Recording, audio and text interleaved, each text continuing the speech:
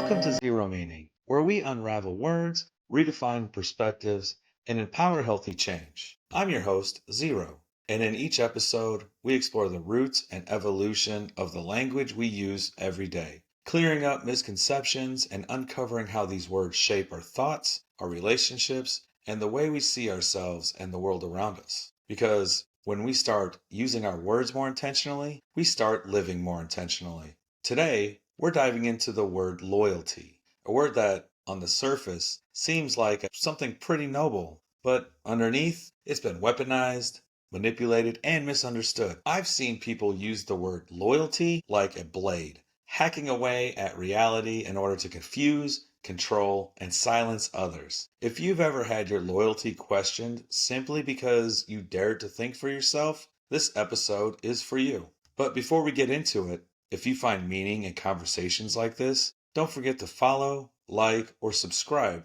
so you never miss an episode. And if something resonates, share it with someone who needs to hear it. Let's spread the word, literally. Now, let's unpack loyalty, where it comes from, how it's evolved, and how to reclaim it in a way that actually serves us. Let's start by digging into where our idea of loyalty actually comes from, because it's probably not what you've been told. When we think of loyalty today, we often picture unwavering support, standing by someone or something no matter what. But it didn't start that way. The word loyalty comes from the Old French loyauté, which was rooted in the idea of being lawful or legally bound. Loyalty was originally tied to duty, not blind devotion. It wasn't about feelings, it was about obligation, integrity, and alignment with principles. Now, the dictionary defines loyalty as a strong feeling of support or allegiance. But let's go a level deeper. To be loyal, according to Merriam-Webster, is to be unswerving in allegiance, faithful to someone or something worthy of that faithfulness. That might be a person,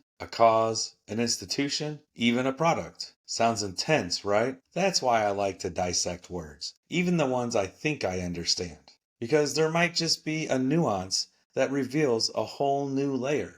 Let's take allegiance, for example. It's defined as devotion or loyalty to a person, group, or cause. And devotion? It's a zealous, almost biased dedication. That bias is key. Loyalty, in its purest form, is deeply emotional. It's someone putting time and effort into something they believe in, with intensity and intention. And while that's powerful, it's also dangerous if pointed in the wrong direction.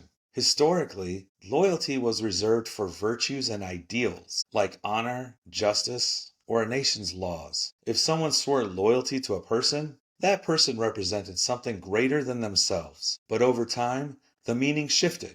Loyalty became personal, emotional, and that's where it got messy, because it became less about commitment to values and more about control. Here's where things get murky. People often confuse loyalty with something else entirely.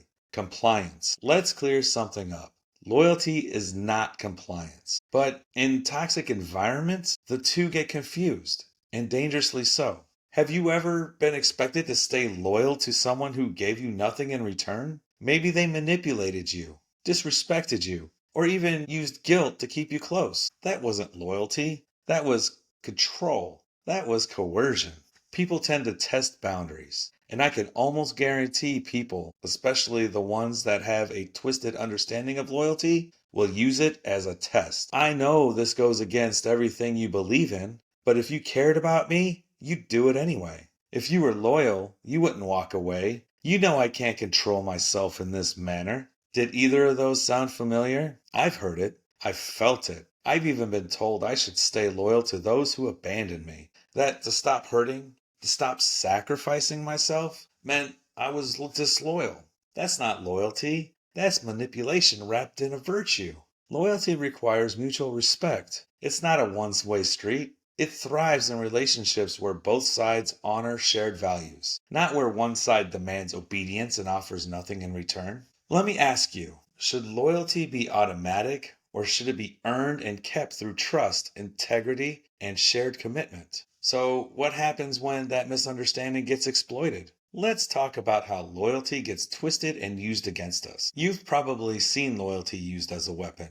and can probably relate to experiencing one of the following scenarios. I've had friends that abandoned our friendship because I didn't share the last of my food with them, even though they had enough resources to get food elsewhere, which they did. Maybe a friend expects you to always take their side, even when they're wrong. I've been put in some extremely dangerous situations because others demanded that I shelter them from unsavory consequences that come from trying to cheat unsavory characters. A company demands your loyalty but won't pay you fairly or value your contributions, like being passed over for a promotion that you know you're ready for, and the company knows it, but they want you exactly where you are so you can train the person that will be hired for the position that you just interviewed for. Maybe it's a partner that says you're ungrateful for questioning their toxic behavior, like they have a right to continue acting in a way that brings harm to you physically, emotionally, sexually, or psychologically.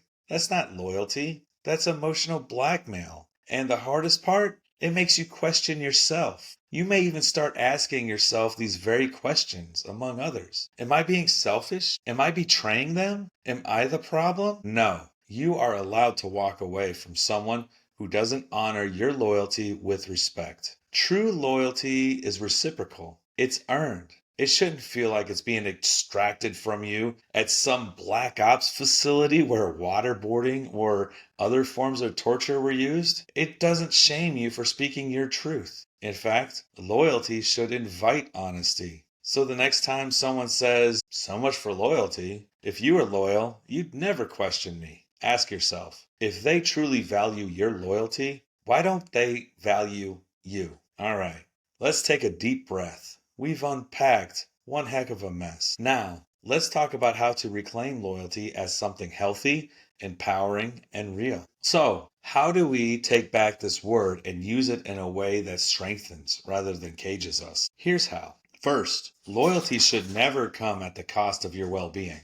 If it hurts, demeans, or drains you, it's not loyalty, it's imbalance. Second, be more loyal to values than people. Hold fast to honesty, kindness, and integrity. These are the anchors worth tying your ship to. Third, loyalty is a choice, not a chain. Give it because you believe in something, not because someone demands it. And lastly, walking away isn't betrayal, it's self-respect. If your loyalty is expected without reciprocity or basic human decency, leaving doesn't make you disloyal. It makes you healthy. Ask yourself, who or what has truly earned your loyalty? And just as important, where are you giving loyalty that's no longer serving you? Before we wrap up, I just want to leave you with this, something to reflect on as you go about your day. Loyalty can be beautiful when it's mutual, when it's rooted in respect and shared purpose. But when it's used to manipulate, control, or silence you, it's no longer loyalty, it's exploitation. So, if you needed permission to reevaluate your loyalties, here it is. You don't owe your allegiance to anything or anyone that doesn't honor your dignity. Choose who or what you offer your loyalty to wisely, with discernment. Choose loyalty that lifts you up, not loyalty that weighs you down. If this episode gave you something to think about, be sure to follow, like, or subscribe so you never miss what's next. And if you know someone who's struggling with loyalty in their life, share this with them. Let's keep the conversation going. That's it for this episode of Xero Meaning, where we unravel words, redefine perspectives, and empower healthy change. Words shape the way we think, and the way we think shapes the way we live. So choose your words wisely, question what you've been told, and never stop seeking the truth beneath the surface. Until next time, stay mindful, stay curious, and keep redefining meaning.